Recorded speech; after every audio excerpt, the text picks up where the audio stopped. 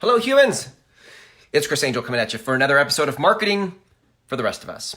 And the rest of us today we're talking about empaths. Where are my empaths at? Or do I have any empaths in the house?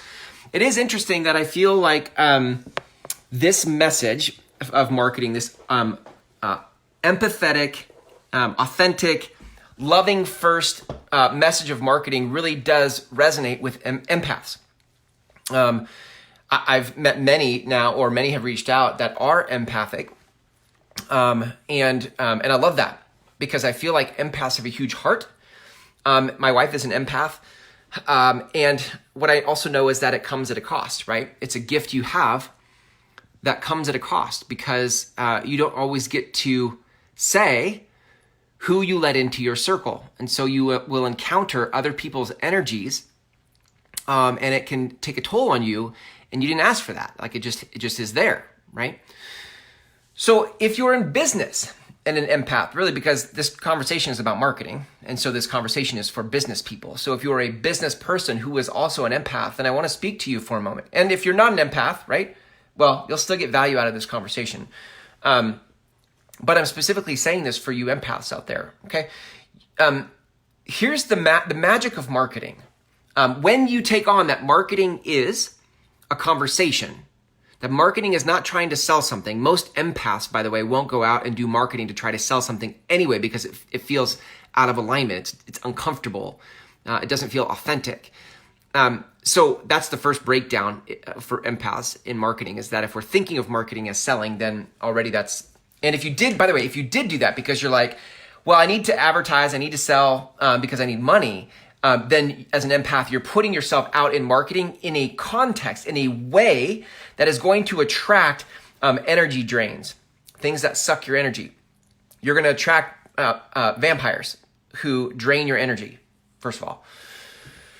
Okay, so with the understanding that marketing is a conversation, and it's a conversation that you are choosing to lead in the world, then all of a sudden we're starting to stack the deck in our favor. The question starts to become, what conversation do you want to lead in the world? As an empath, not only what conversation do you want to lead, right? Because if you understand that a specific conversation will attract some people and repel others, that's your advantage. You want to be repelling those who are the vampires, right? The energy drains. We want to be attracting those who are prepared and ready for the kind of work we could actually help them with, who don't necessarily drain our energy. And it's possible, here's the other thing I need you to consider, right? Because it can become a limiting belief as an empath that all you're going to be left with the rest of your life is an energy drain. And so you start to hide. You start to hide your gift because you don't know how to control who gets in your bubble. So one, that you get to lead a conversation that repels the ones you don't want to serve, but attracts the ones you do want to serve. And that you then start to think about, who is this for? Who is this for? It's not just anybody. There are a lot of people who are hurting. There are a lot of people who are stuck who could use your help. But it doesn't mean we have to go to the most down and out, darkest corners of the world to help those people. We can actually help those who have primed themselves through life, or life has primed them, to be ready for the work that we have to offer. You don't have to serve everybody, but in order to not serve everybody, you have to get clear about who you do want to serve. And that's not just like an age group, and it's not just a profession. Like, we want to start to think about demographics, even psychographics of people, right? Like, some of you, if you've been following the show, you know that I've been running ads lately, and I've been doing a couple episodes on the haters that have been commenting on my ads, which is hilarious.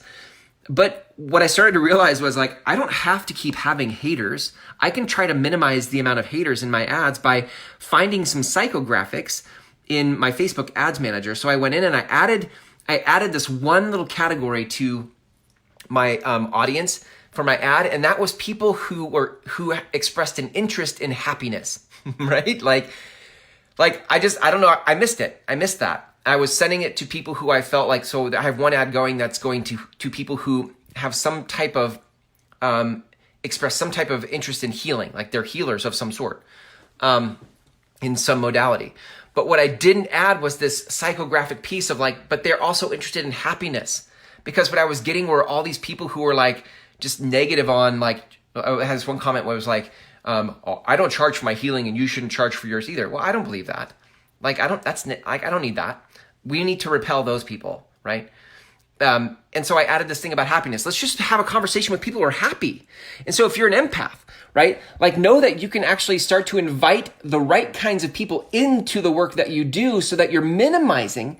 I don't think we can completely cut out those who are energy drains, but we can minimize the vampires, the energy vampires, and we can start to invite people who are closer to the kinds of people with the kinds of energy we want than everybody else, right? Than the ones that don't. So all that to say that marketing becomes the vehicle in which we lead this conversation in the world and send it to or deliver it to the right group of people, the right audience who could come in and actually hear what we have to say.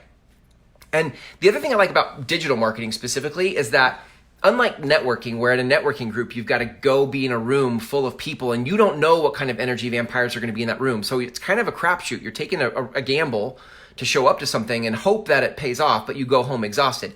In marketing though, you get to kind of sit back here. I'm in my home office right now. You get to create your content and say your message to the world without having to actually go out and spend the time or energy in hopes of finding something. I get to create a message from my phone in my home office and send it out into the world and then see who resonates with it. And people who resonate can self-select into future videos, future conversations, so that I know that them and I we're probably from the same tribe. Like we have similar alignment in energy because otherwise they wouldn't have kept going down the road of my content.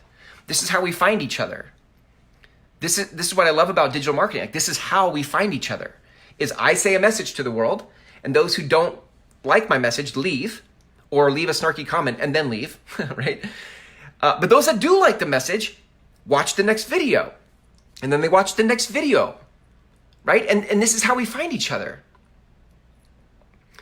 So all that to say, like, if you are empathic, if you're in business and you're empathic, where you absorb the energy of others, right? What I want you to know is that if you've done right, marketing can actually help you curate the right people to help so that you don't feel drained by sharing your gift with the world, but that you actually feel energized and on purpose and willing to give. And you can give it totally on your terms, right? So even in working with people that have a more aligned energies with you, you'll still give, and at the end of that, you may feel like you need to recover or rebalance, right, or ground yourself into yourself again. But then you're not dreading going out the next time because you actually feel like what you did made a difference and it contributed to someone. And then you gladly give the gift instead of resenting the gift, right, that you have. So all that to say, like, you get to say who you let into your life when you take on this context of marketing. That marketing is a conversation that you get to lead for the group of people you choose to lead it for. And you get to do it from the comfort of your own home or your own bubble, wherever you want to market from is fine. But you get to do it from the comfort of, there's another word I'm wanting to use here, the control of, the environment that you choose, right? And here's the good news. If this is interesting to you, I've built a free course. It's just over 90 minutes, 5 videos, just over 90 minutes, to actually walk you through how do you start to find this conversation and lead it in the world so that it feels authentic to you and so that the right tribe can actually self-select into that conversation. This is how we find our people. And if you're interested in that, you can go to where it's at groundswellmethod.com, groundswellmethod.com. And you'll see you'll opt in for the course. You'll walk through the 5 videos. And if that resonates with you, I actually have a 6-week program that actually help people begin to implement this type of conversation and marketing in the world. There's an application for that. You can apply for that for the next course. I believe the next one at the time of this recording is coming up in November. But definitely start with the free course because I think it will be a breath of fresh air when you think about marketing and how do you actually use your gift in the world to create change in others and also produce an income, produce a living, and not resent the gift that you've been given. Thanks for hanging out with me in this episode of Marketing for the Rest of Us. And until tomorrow when we go live again, have a great day.